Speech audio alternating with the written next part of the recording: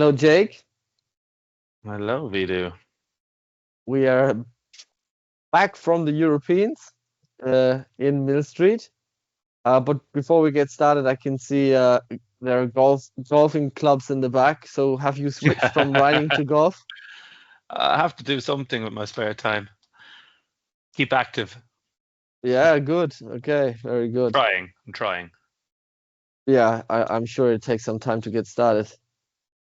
Yeah, yeah. Um, so Jake, last week Europeans with the outside it looked like a fantastic competition. How did you experience it from an organizer perspective and from just being on site?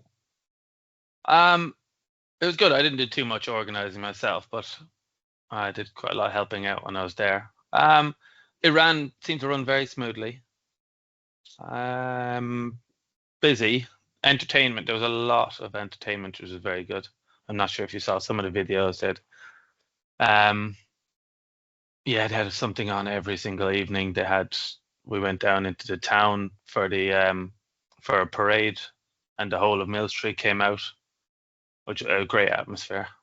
Um, and then yeah, the riding was really good with some. I was glad a lot of things with like the teams.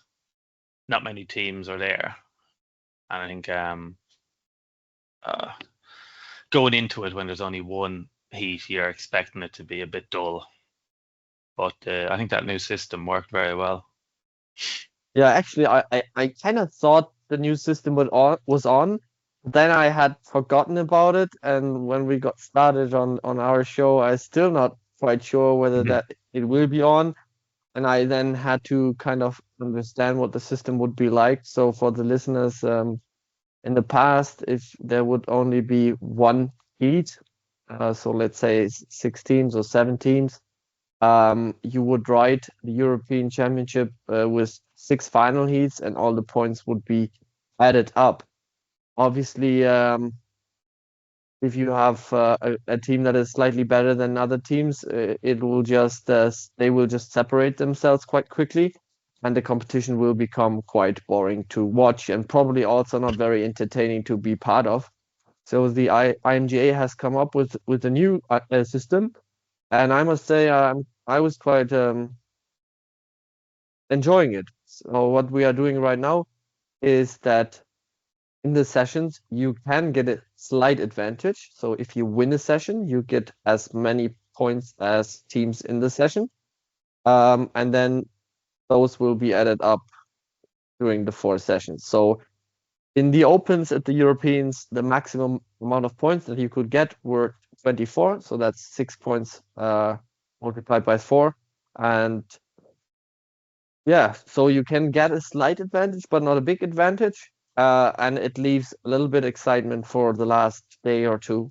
And yeah, maybe Jake, we just start with the opens to talk about a little bit about the opens because the opens went into the final with I think even points for France and England. Um, Yeah, I think France might have been slightly ahead, but it wasn't much. okay, Um, like 1 or 2 points, so yeah, there was nothing not in it really much. really. Yeah, And no, it was then very. go ahead. Um, yeah, it was very good. Now, look, that competition was going to be just England and France for the win. Um, yeah, it was a bit closer for kind of fourth, fifth, but it meant that there was no team running away with it. And going into the last heat, there was nothing to play for. It was a good competition. I was a bit disappointed with France to start with. I thought they had a very, very strong team looking at them on paper. Um, and with England, how they've kind of separated their world team and European team, you would have said that the European team for England was their second strongest team. But they, through the heats, they showed to France that, you know, they were definitely up there with them. Um, it took France a bit longer to get together, I think, than I expected. They've well, I would have thought they'd ridden together quite a bit. But do you think is that is the impression to the outside, but they were always gonna get it together when it mattered? Well, there was. But Rumors of because that's definitely the question that I have going into next week, World Team Championship. Because for me now, I have the impression that England is the big favorite going into next week, from having the impression of last week. But maybe France was just, turning up the focus and everything yeah. towards the final, and then in the end was quite dominant on their win. But I hear some rumors were going around, so No, I heard some rumors there was a bit of unrest in the French camp. Few of the riders clashing, which let's just fortunately they had Europeans first and then Worlds, so they'll probably have gelled perfectly now. And after getting that win, yeah, they'll be primed for World teams. yeah. Not I have you ever been on like a long trip where in the beginning of the trip you have kind of a fallout within the team? Have you ever experienced that? I've ridden a World teams where two of the riders wouldn't speak to each other. That was interesting. I think we won that one, so maybe it worked for us in the end. But yeah, we had two riders that were great friends for years, had a falling out. I travelled the whole way over to Denmark and they wouldn't speak to each other in the front of the Yeah, truck. But it that's just weird, right? shows, yeah, it just shows that when people are ultra competitive and you're all there with the same goal, that you can just get over kind of your differences Yeah, and put the team first. yeah, but so obviously most of the people are looking towards the front of the field, and that would have been England and France. I would think the most boring competition in the Opens was for Sweden because they were in the middle and nothing Yeah, happened. But going into the last race, position 4, 5, and 6 was still not decided. So yeah, it was definitely a lot more entertaining for the riders in that competition as well. yeah, Because looking back 2 years ago, you had the Europeans in England, and I think 3 years ago or 4 years ago, you had it in Wales, and England was winning the one in Chepstow by so many points in the end that it really wasn't very entertaining. yeah. You want the final to be entertaining. Yeah, Everyone wants to get down, watch the final, the second part of it anyway, and you need something to play for that and to year. be fair, so like with my my assessment of that new rule is that they got that 1 point on, like Mm, spot on. Um, because now if we would be looking into the other age groups, they were all down to the last race as well. yeah, So that really worked well. It got because if you would just delete all the points, there would not really be a point of riding the heats any at all. mm, You know, and this gives you a little bit of motivation, but not. You don't need really to go very hard in the sessions, which is tough on the ponies if you have to go yeah, like 6 finals. But it gives you a little bit of an edge, and maybe like just from your mental position, it's better when you're performing well and okay, I have 2 or 3 points in the lead going in, then then you have a bit of a better feeling. So yeah, I guess we will see that system again. yeah. I could definitely will. Hopefully not. Hopefully we get enough entries that you Yeah, don't need to rely on it. But um, I think it might yeah, encourage more to people to go actually, because I know in the past I would have been put off by it just being a one heat competition the whole way through, and it might put teams off from actually entering in the first place. yeah, that's very true. That's very true. But like just an overall summary is that team competition could have been a bit of a disaster with all the age groups just being one heat. With the decision of the IMGA was actually quite a good success, I think. Yeah, I think so. I agree. Um, so now looking, obviously the team was the biggest part of the competition, and there was no Irish team winning. I think it was Wales, England, Wales, and France. So quite international. But then coming into the individuals, it was France, England, and then the last Hmm. competition of the last competition, but the last final of all of them, you got the Irish winner over the line. Finally, we got one. Um, In the one, we seem to be good at that one. so obviously, I like to talk about all the age groups, but if we start at the opens, so Jamie Reevy won the final, and there was a fun fact brought out just before the final that all the horses in that European Championship Hmm. final would have been trained and bred in Ireland, which is very, very impressive. Do you have any idea where that is coming from? Because that is not a coincidence, that there's got to be reasons behind that. Um, I don't know. I know. Look, horses are readily available in Ireland. There's a massive amount, and there was in the past. It's not as easy now as when we were started off, but you used to be able to pick horses up for very cheap. For us to compete in the UK, we had to put a lot of time and money into it. And one of the only ways to really keep it going was to train and sell horses. Most of us would have grown up riding horses our whole life. So naturally, you kind of move on to training your own. There wasn't a really, ponies don't get sold really in Ireland. There wasn't any big money in it. So you had to go abroad to sell them. So I don't know if that had a factor in it to kind of just encourage us to keep breeding more and more and training more. But then, I mean, yes, I get that idea, but then there would be horses in England too, and France and Italy, but it's still the Irish horses bought by the English that are coming to Ireland to compete, and those would be the horses that dominate the competition. So what do they have? Well, like what do you think makes them great from a, I don't know, genetic Yeah, point of view, and how they grow up, and also the way that you train them, maybe in comparison to how everybody else trains them? yeah, it probably is. Look, racehorses in Ireland have always been very successful.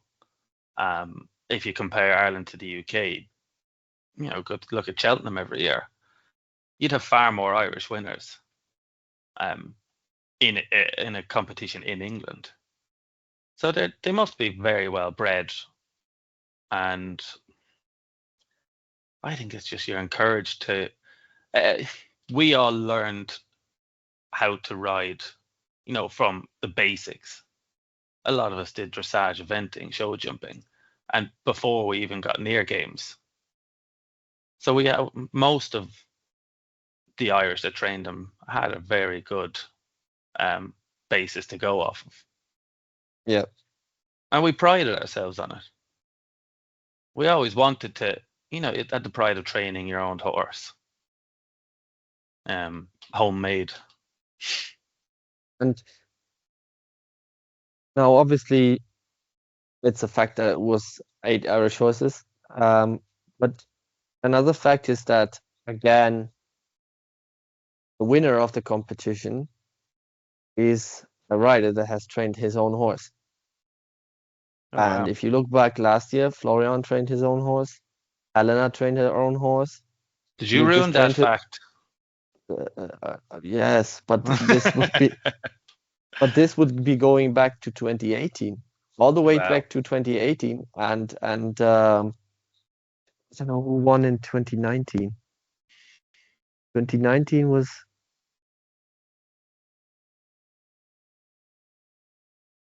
I hmm, can't even think where it was in 2019. Oh, Peter. Peter in Ireland. Hmm. So he did ruin that as well, but Yeah. he did a lot of work on Muffin. But so going back all the way to 21, the last 5 years, this competition was won by a person that had at least done most of the training Yeah. of the horse that he was winning on.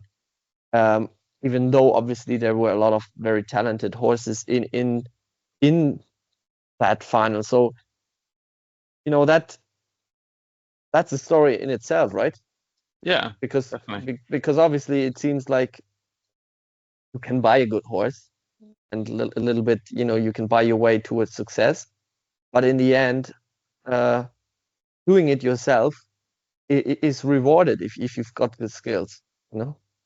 And Yeah. you were one of those people. You won this in 2017 on a pony, bred in Ireland, trained by yourself and your mom.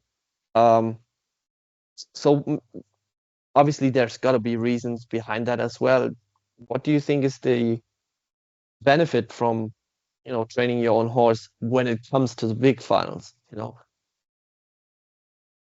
Um, I suppose you really get to put your stamp on the horse and how you ride.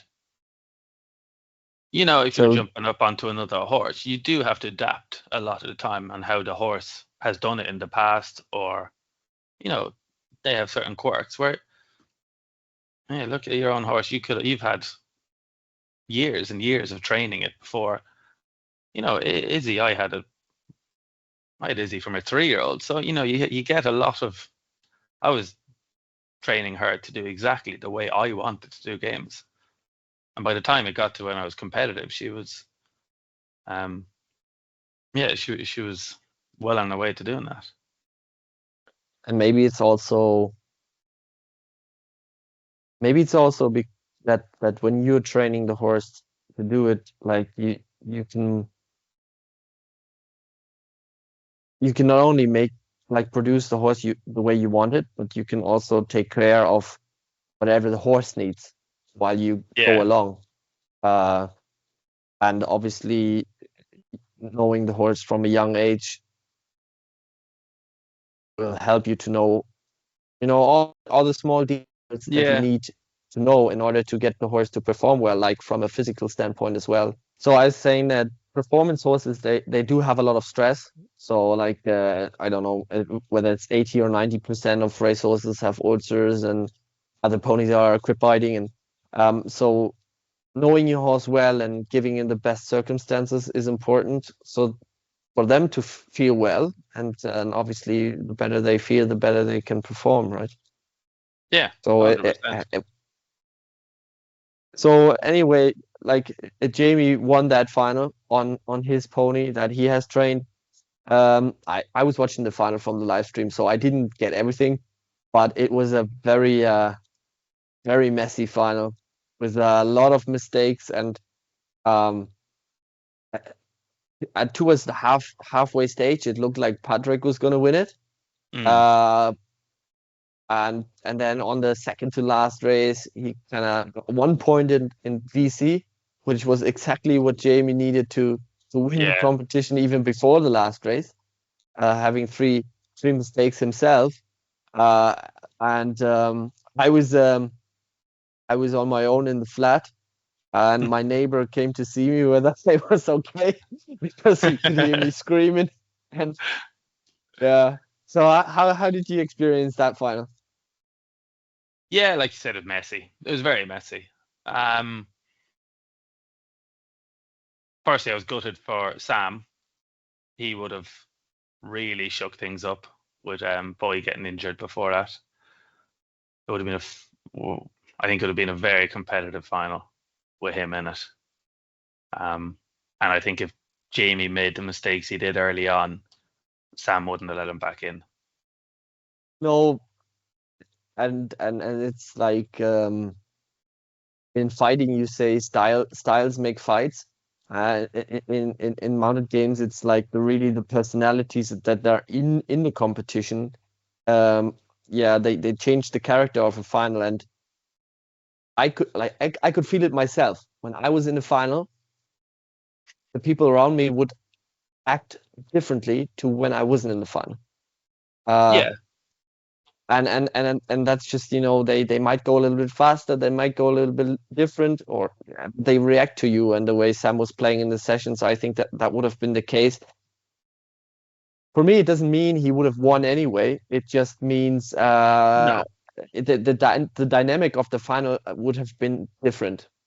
Um, and yeah, it no, it definitely would have been. Yeah, not at all saying that Sam would have won. I think Jamie would have ridden differently, or he would have. Um, yeah, I don't think he would have made the mistakes. I think Jamie was very confident going into that, and at times that plays on you, whether he was a little I bit think tentative or I didn't like to me he didn't look overly confident, but very determined. yeah, You know, when he would have been in the semifinals in France, um, he sometimes looked a little bit like, as he said, flat, but um, there was no impression of feelings to the outside. You know, he would just do his own thing, calm as he is. Whereas this week in Ireland, he he looked like a very determined person. Even though there was a mistake, he had his vision of what's going to happen in front of him. He yeah, wouldn't let that go away. Uh, and probably that gave him the confidence to, after a bad race, to attack the next race. You know that yourself, that sometimes you have a bad first race. You would probably tell your riders in the teams that you train, the next race, just take it easy to get back yeah, into a rhythm. And that I find very impressive with how Jamie did it. He would not rest, but he would go directly back to the attack, yeah, which sometimes is a problem because having a second mistake and then you lose everything. And I find that was very impressive how he went from the 1 point or 2 points in the first race to go 7 and 8 in the next few races. yeah, So and it was very enjoyable to watch the joy that he had. yeah. It It was, it was uh, it was pure, it was pure happiness, and I think it was probably also great to have that Irish winner in England, in Ireland, just for the atmosphere, for the people watching from the side, and that was great. yeah. You could see how much it meant to him and how much he put into it. Like I know Jamie, he's been very, very determined. Um, since coming back from traveling, definitely he's put everything into it. I think more than any Irish rider has ever put into it. And as we had him on the podcast 2 days ago, and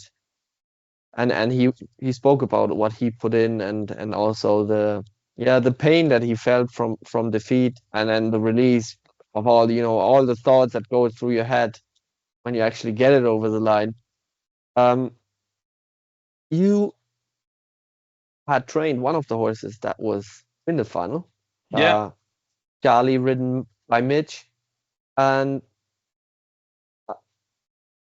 I was I was surprised kind of how bad he did in the sessions, but I did spot a lot of good things about that because he was accepting that he wasn't ready for the competition. That's what it looked like to me.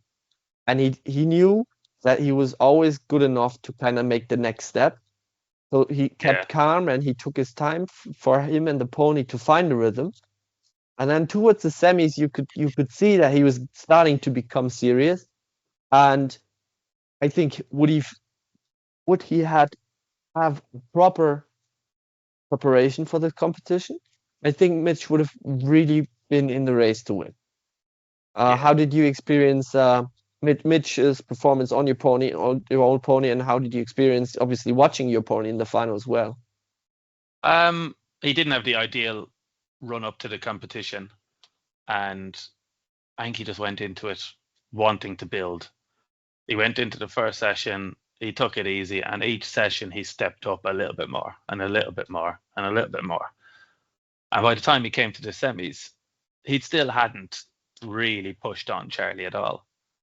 Um, and then he kind of just rode smart again in the semis. Didn't try overdo anything, just kept building on it. Um, and then he started off the final pretty good. I think he ended up with The vaults weren't great. Charlie, and he did that to me before in that arena. Kind of was drifting out on the vaults, just slightly into the next lane, but wasn't running fully. So I Yeah. think he might have had that in his head that he mightn't run perfect for the vault. I think he had the high low go down, which he would have scored probably a 7 or an 8 in it. But he got back into it. I was very happy. I think he knows that he's got the right pony under him now. Did he have the best horse in the final?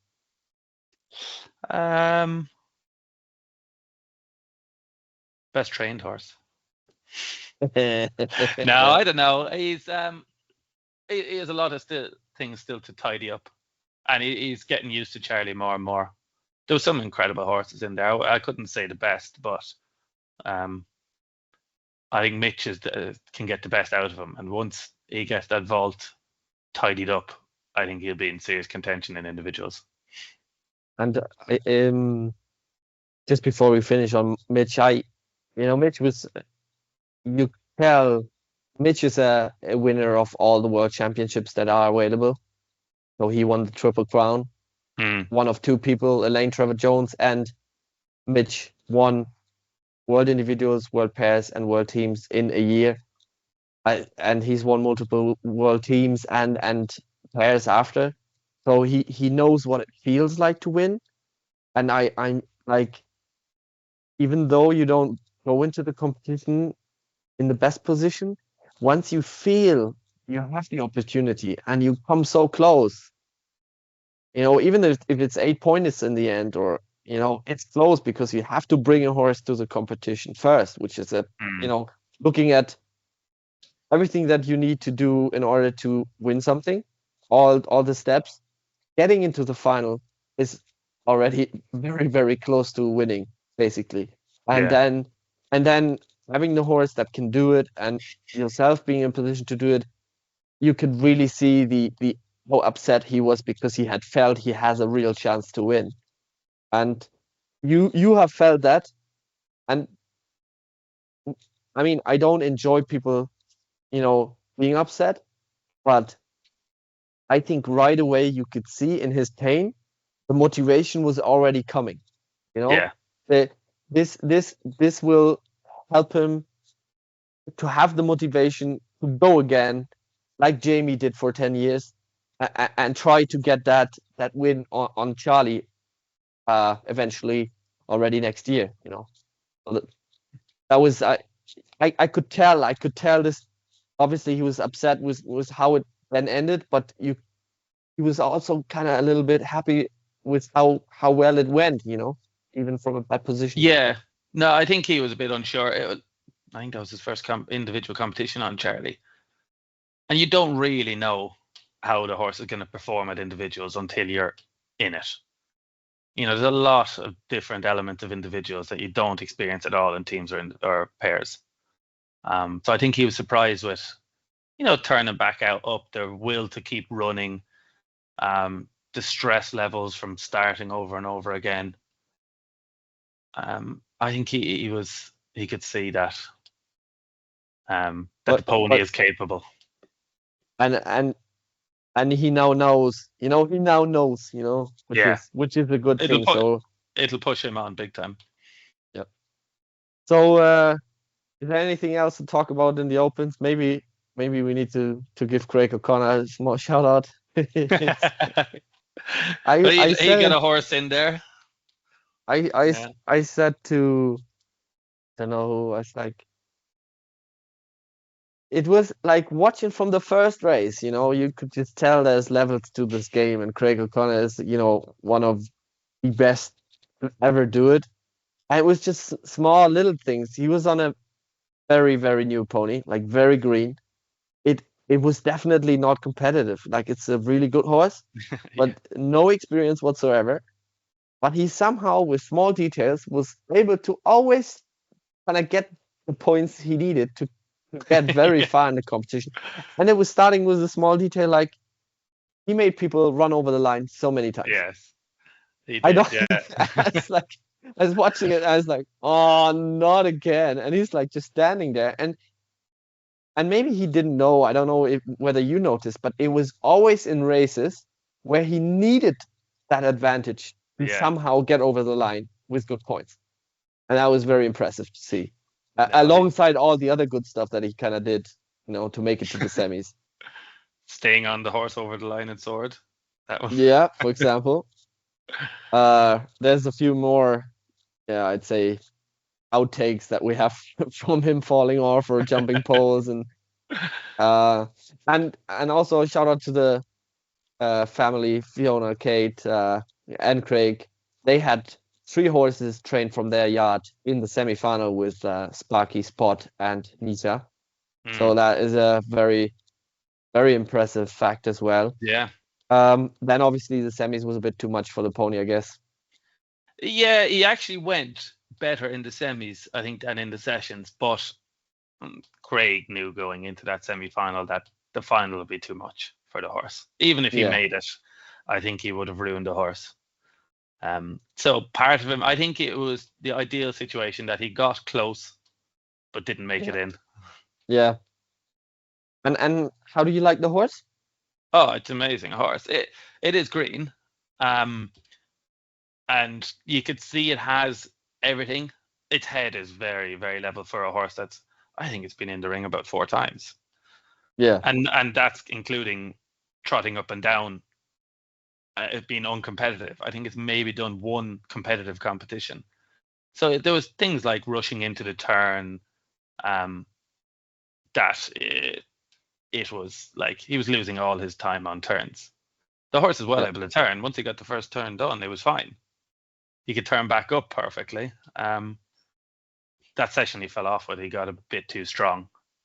So Craig just had to survive, just do whatever he Yeah, needed to do. it's sometimes obviously when the horses don't have the ring time, they don't have the muscles at areas, and with Yeah, this one, it looked like when it would enter the turn too fast, it didn't have the strength to finish the turn.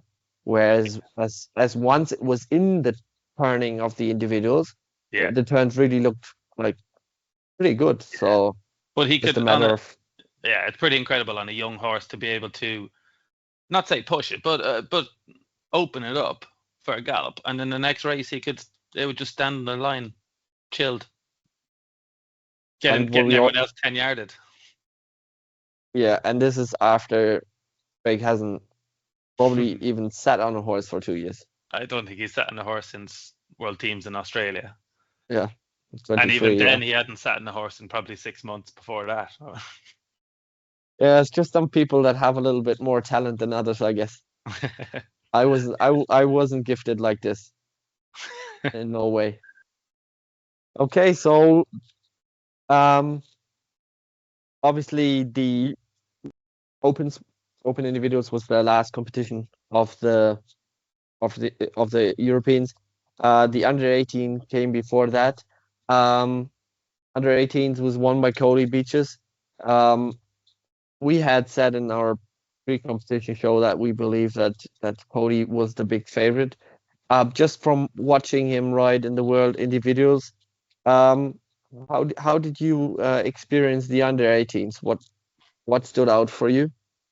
um, it was very competitive, a very high standard, which I didn't I didn't think it'd be as high as it was. Um, I just think everyone performed, especially in the final. The performance of I trained one of the Irish kids in the final, and there was 2 or 3 races where he just took a little bit of pace off for the equipment, and he was getting 2 or 3 points. I was thinking this doesn't happen really. um, and nearly every race was like that. You're probably only talking about 1 or 2 mistakes in each race.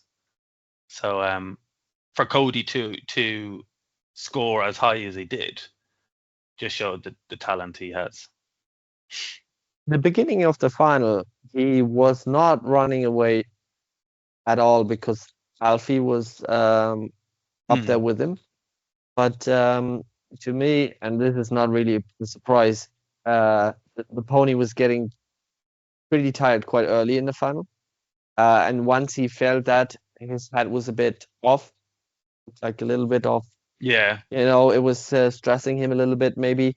And but to be fair, it's a very experienced older horse, and he would be kind of a big rider needing to step up. So it was a big performance by the horse to to get there yeah, and to be able to actually push him, because in the beginning of the competition, uh, or the beginning of the final, Alfie would have the speed over Cody. He was faster. Then, halfway through, the energy just went down, and I think then Alfie had a disaster in litter, and then yeah. And that competition was was it. over from then. Yeah, like to think. I think he must have only dropped over 4 points coming into litter, and then that shows one big mistake. He got one, and that was it, gone. Yeah. I think Cody was banking on that. He was he was banking on Alfie having a bad race, and well, it worked. And this it shows, like, you wouldn't necessarily expect that type of games IQ from a rider that age. To have the confidence, go in there with a game plan, and just stick with it. It's very high level kind of.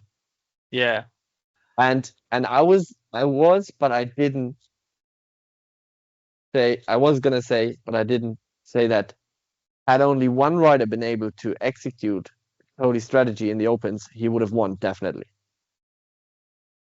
I'm yeah, not saying Cody would have won the opens, because to be fair, like the level of speed and the quality of horses was a yeah, little bit higher. But John Hamilton, for example, actually to be fair, John Hamilton was able to kind of execute that game plan.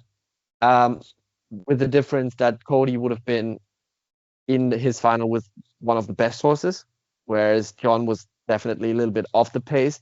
But John Hamilton, 2 races or 3 races to go, was still in the race for winning. mm, Then then I don't know whether he had too many mistakes. I don't think, but I think he was just off the pace too much to then keep up with Jamie in the end. yeah, Very impressive ride by John. yeah. No, definitely. So yeah, but I think you didn't see under 18 World Individual Final where Cody was up against Filippo Taresco, and that was a very interesting rivalry, and it'll be interesting to see how that turns out when they meet again, because they are both like a young age in the under 18. I think they both have 2 more years. Right. Uh, so very very interesting, and it just shows how good the Italian guy was being able to beat Cody quite quite comfortably in the world individuals. Um, yeah, it was nice to see in the under 15 have an English winner and then and French winner in the under 12. I guess he would have been the crowd's favorite Yeah, uh, I think so. on his small chestnut. Um, how was the atmosphere in those individual finals? Was it because it seemed like there was a lot of support, especially from the French and the English and the Irish. Yeah, there was the under 12s. There was a massive support from the French. The French all week were incredible. They were getting behind every team, every rider there, and there wasn't a massive amount of them there, but they were behind every single one, which is great to see. Um, yeah, in the under 15s, that was a very clinical performance. That she's been well all year.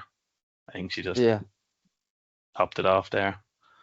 yeah, we were obviously cheering for Nila, and when we had our pre-competition show, I didn't know she didn't bring her own horse.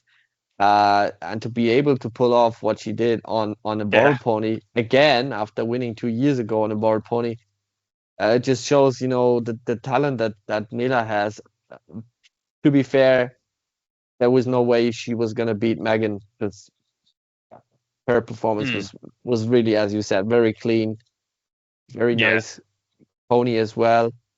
But it's for me as a German, it's good to see that kind of level or quality talent in a rider. Gives yeah. us hope that one day maybe Germany can win that world team title, or maybe Europeans again. You gonna come out of retirement? No, well, I gotta come out of bed first. It's a very long way. Um, No, but yeah, so a lot of happiness for a lot of different countries. So Yeah. I was a looking bit back, no, I was about to say just a bit disappointed at how there was some tactics. I don't know if it was tactics, probably was. Both the 18s, individuals and opens. Um, I'd say from an atmosphere point of view, died out a bit towards the end of the finals. They just dragged on. I don't know what it was like from the live stream. I've watched a lot of live stream in the last couple of years, and there's nothing worse than things taking ages. You sit there between races, you don't know what's going on, and it just drags on and on. Um, there was some deliberate slow play from the two of the riders. I think it does need to be stamped out. yeah, I think I know where you're coming from. Um, doing what we do as Mounted Game Studio would kind of point in a similar direction because and this is not only as a spectator but I think also from an organizer point of view. It's just the problem when you have a schedule um, during the week and you cannot rely on how long it will take to run a session or a race. Yeah. Um, and now, as you mentioned, this could be because somebody's, taking his time as a tactic. Um, but there's another root cause or a cause of origin is when we have referee decisions. Yeah. So we have, and I believe now you are in the ref committee, so you obviously you have the tools to approach that, I will call it, issue. Um, the referee decisions back before we had video checks, where you would have a ref, he would come up and say, "I have seen this," and then a decision would have been made. Then along the way, we started to appeal things. So he would have a ref making a claim, then an assistant ref claiming he saw something. He would have a discussion with the ref. Then the ref would take the decision. Then the rider hears the decision, appeals. The ref is going back to the assistant ref, has a discussion, takes a decision, and that's final. And this was already taken a lot of time. Mm. But now you add in, you have a ref claiming he saw something, talks to the ref takes a decision or watches the video and takes a decision. Then you have the appeal, and the ref goes back to speaking to the assistant ref or back to the VIR. And this can just lead to a race effectively taking 10 to 15 minutes. The worst case scenario is the trainer or the rider doesn't understand what the ref has decided. And from an organizer position, it's impossible to run those competitions without knowing, with maybe plus or minus 5 minutes, how long a session is going to take, with the process that we have right now. I think it fundamentally needs to change. I don't have the greatest idea yet. I think I haven't like a started of the idea how it should go, but I think the process, the steps that you go Yeah. through, they need to be different. And because now that we have the video, I feel like the refs are not coming and reporting, "I have seen this," Yeah. but they are coming and saying, "I believe I have seen this." And this is, I think we really need to kind of find a way back to the ref has seen this, and then you take a decision, and whatever process we are running on, we need to make a decision within a certain amount of time. Yeah. Whether that is 4 minutes, whether that is 5 minutes, but if this sport wants to grow, uh, and I would say become professional in any way, shape, or form, uh, we need to have a guarantee for how long is the session gonna take. Yeah. And this is just for the organizer because I could tell on the Tuesday and Wednesday were getting on a real pressure finishing in the light conditions. Yeah. But as you said, from an entertainment position, if you want to bring mounted games into national TV and you want to have sponsorships and you have breaks of 10 minutes in between races, obviously not all the races, but there are championships where you have those breaks every 2 races. Mm. It's not possible to present the sport in an entertaining way.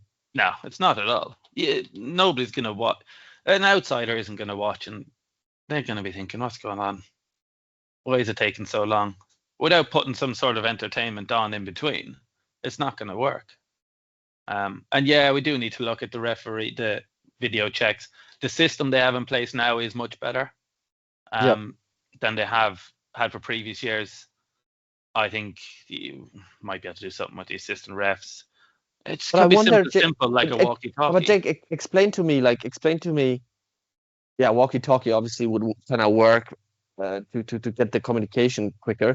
But talk to me, like, give me an argument why you should be able to appeal a decision the ref has made of watching video. I noticed this at the individuals. A lot of the time, the refs weren't checking the video initially.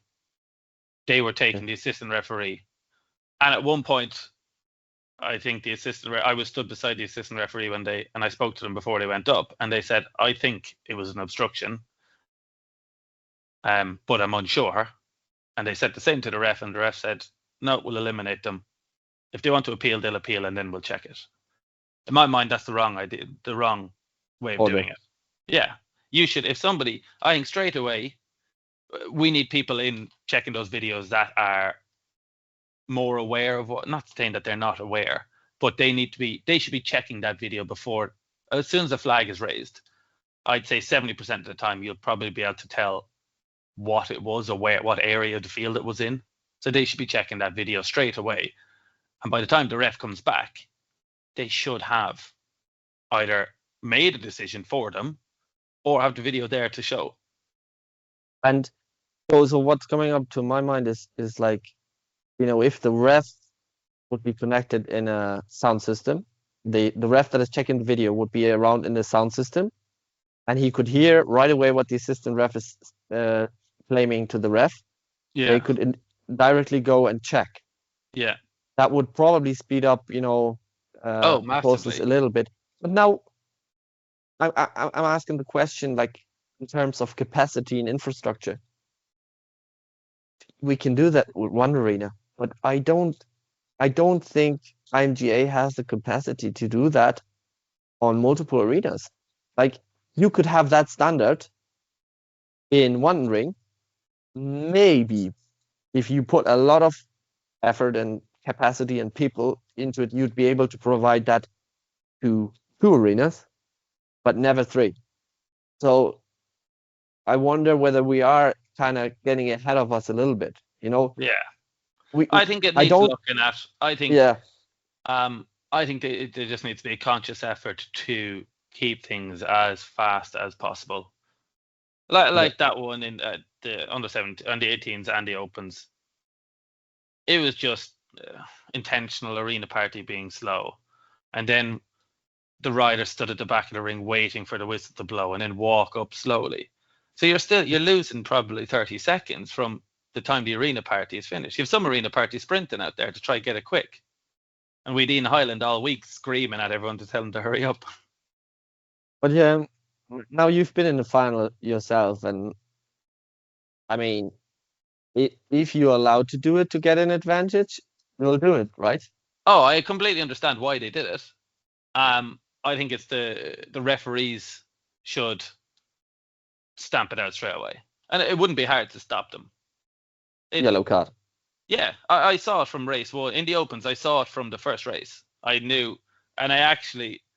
But you did see it on the arena part in the beginning, right? Because that's what I saw from the live stream. I was like, come on, guys.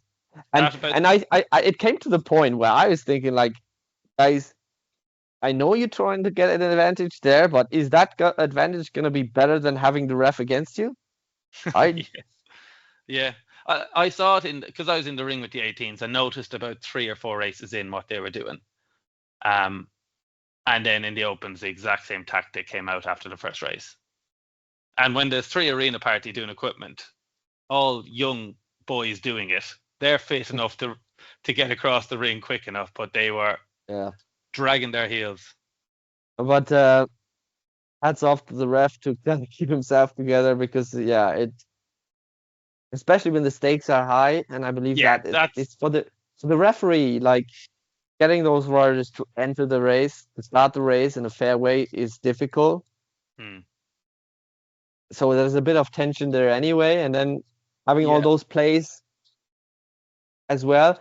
I don't know if you remember, but this is like a long time ago when Danny Spencer won his World Individuals. He won it from like the ref. He Danny would just as soon as the flag would kind of go up, he would just start the race, I'd say it was and even before the flag even moved, he was yeah, going. he would just go turn back up. As soon as he turned around, he'd go again, Yeah. and the ref just He never got away like. with it. And this Yeah. and this was before they were entering the box, right? So this was before they were Yeah. entering the box because he would just blow the whistle and then go flag up and down, and I- and this Look, this won him the championship. yeah, he wouldn't have won without that. And I can't blame the riders or trainers for trying their tactic. Yeah, I think But it's just again, I mean, about the arena party, there's not so much you can do as a ref. But just looking towards the direction of Struck, if you're not on the line when the flag goes yeah, up, you're not on the line. It's not yeah, problem solved. There's nothing complicated that needs to be implemented. It's just to copy how they do it. Simple. yeah. The arena party, it's going to be too difficult to supply arena party for the whole arena. Yeah, but I mean, if the extent of what they're doing is just too much, you can yellow card them as well. Like I think they should look at and yellow the yellow card. card for the arena party would be Yeah, the yellow card for the rider, kind of the same. yeah, I think they should. Yeah, or bring in another card, whatever. They just need one warning would stop them straight away. If you're at Yeah, I risk of guess. losing 8 points, nah, you're not going to do that. You're going to be squeaky clean for the rest of that final. And I think obviously in any sport or wherever in life you are, over regulation isn't great. So we need like very Yeah, simple, very straightforward lines of how we do it. You can see if a rule becomes complicated, it's not a good rule. yeah, yeah. Like like with the generous attempt or what it was called. Yeah, genuine attempt. Genuine attempt. We finally Yeah, got around that one. yeah. Well done. This is your yeah. Well done, Jake. So I think all the riders are happy with that how that is going now. Yeah, Yeah. no, definitely. So maybe to finish off like the overall impression of European Championships, I think a year ago there was rumors whether Ireland was even going to be able to do this competition. And looking back 1 year ago and what they were able to achieve, or what you were able to achieve, was very impressive. And I think people have gone home with a lot of motivation, with a lot of good memories, and I think everybody will be happy when one day we will be able to come back to Ireland for a European Championship. Yeah, hopefully more teams turn Hopefully, up. more But teams. yeah, no, it was a great success. And yeah, the atmosphere stayed up the whole way through it. So hopefully we'll be back again to Millstreet. So obviously this is a post-competition show, but we have the World Championship coming up next week, so I think that's a must to talk about a little bit. So we've edged on the topic a little bit. Now you are not going, but I think you have a good idea of what the teams will be like. What do you think? How is the World Team Championship going to turn out? How is it going to be? Um, I don't know too much about like the Italy going or the German team, it should be far more competitive. I know the English team is very strong, the Irish team is strong, the French team is very strong. I'd imagine the Italian team will be right up there. So like what I've seen the riders and the lineups. So the Italian team is a very new combination. Like it's not the usual ones. So I would, it's they are good riders, and especially they have a few riders from the team that uh won Italian teams. Um, I think Italy is kind of probably on the same level as Ireland. So for my view is like I believe France and England will be there for the win. mm, Um, who do you think has the advantage? I think England do. Um, Eleanor has been in top form, obviously the world individual. She was very good. Jack and Rory have been riding really well. Sadie is riding really well. Eddie has come like they're all actually in good form. Um, so So that on the pace, I would say England is well ahead of France. yeah, that's a very quick team. Yes, I think if you compare the England Open team to the England European team, the Open team would have a lot more pace. Where the England team put it up to that, the England European team really put it up to the French for. I think they had them on pace actually. Like one thing that I was very impressed by was Max on the English team. Uh, Yeah, his handovers were yeah, like yours. And he really, when he kind of went into the race, he really his pony to shift, and he made a great impression just from the changeovers and the speed that he brought in when he went out. Very impressive. yeah. I think he was the best. He was probably the best rider there. I would have said. Um, he really showed what he could do. Max hasn't been. He probably hasn't competed on an England team in European or World. Um, he has in Royal Welsh and stuff like that, but he's shown that he's definitely deserving of being there. Yeah, very impressive. So I think what the question probably is going to be is England be able to play clean? Because I would say they have the speed over the French. Can they keep it clean enough? And then in races like Tyre and stuff, whether they can keep up with the French.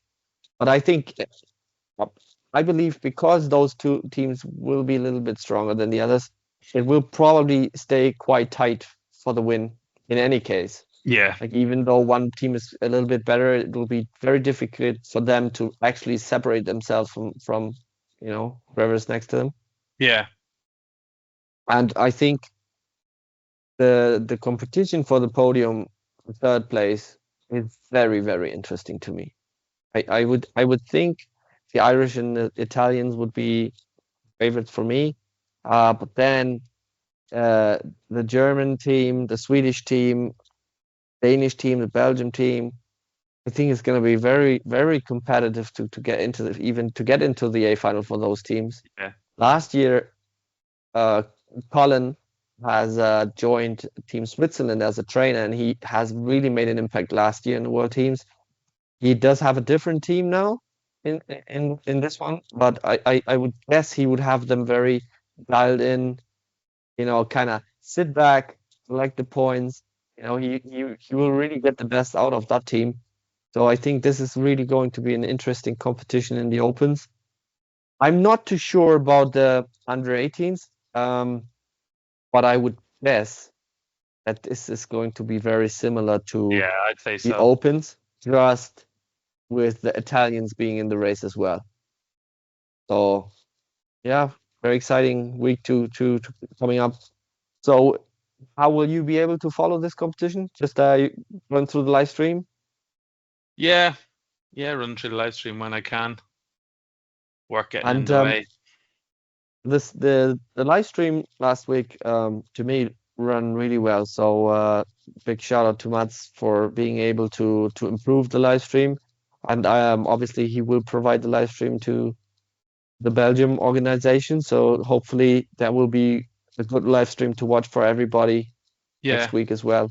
No, I was very impressed. Actually, is very thankful to Matt. He is. he's done an incredible job.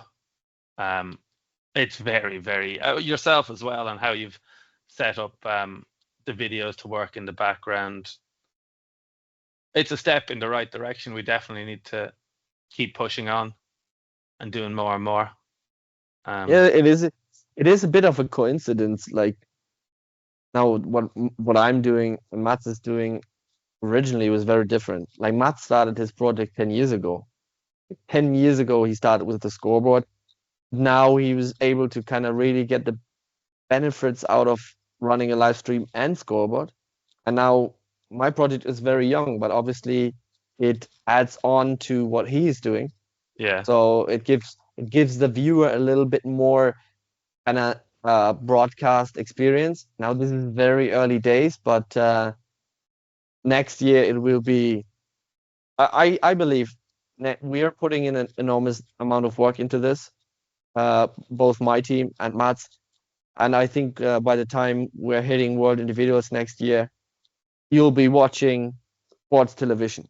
Like in between the races, you will get the reruns of the last race. You will get the points. You get the interview. You'll have the commentator on the live stream, you know. And I think I'm very excited for that. Uh, going to be very exciting. But it's a little bit of work to be done. But I think this is kind of the beginning. Also, live stream being stable. The biggest problem with the live streams in the past has been that they are yeah, breaking off all the time. yeah. No, it's very good. Okay, Jake. Thank you very much for your insights. Hopefully, when we will be running World Individuals next year, and obviously going to Champions League, we'll have you again as a co-host. This was obviously a lot more enjoyable, both being on site. But thank you very much for being involved, No, pleasure. and thank you also for making the Europeans such a great event for everybody, because you were obviously in charge of setting up the live stream and giving technical support. So that was great help. Thank you. I tried. Have a good night, Jake. Bye. Thanks, Vito. Bye bye.